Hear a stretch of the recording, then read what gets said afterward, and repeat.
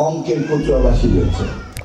সাবেক শিক্ষামন্ত্রী আনম এহসানুল হক মিলন বলেন, পতিত সরকার দেশের শিক্ষা ব্যবস্থা ধ্বংস করে দিয়েছে, ভারত থেকে বই ছাপিয়ে দেশের অর্থ বিদেশে পাঠিয়েছে।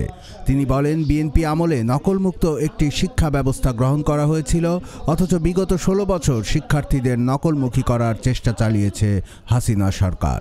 12 জানুয়ারি শনিবার বরুড়ার খোসবাস দক্ষিণ ইউনিয়নের ভদ্দারপাড় গ্রামে আল মাদিনা আইডিয়াল মাদ্রাসা আয়োজিত মেধাবৃত্তি, শিক্ষা সামগ্রী ও শীতবস্ত্র বিতরণ অনুষ্ঠানে প্রধান অতিথির বক্তব্যে তিনি এসব কথা বলেন।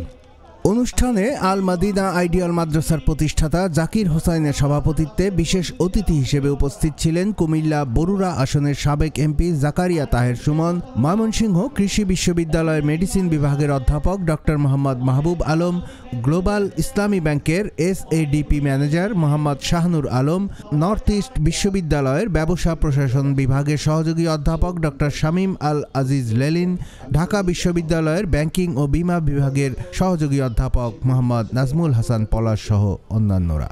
অনুষ্ঠানে 100 জন শিক্ষার্থীকে মেধাবৃত্তি, 200 জনকে শিক্ষাবৃত্তি, 1000 জনের মাঝে কম্বল বিতরণ সহ 10টি স্কুলের শিক্ষার্থীদের মাঝে শিক্ষা উপকরণ বিতরণ করা হয়। কুমিল্লার কাগজ, নিউজ ডেস্ক।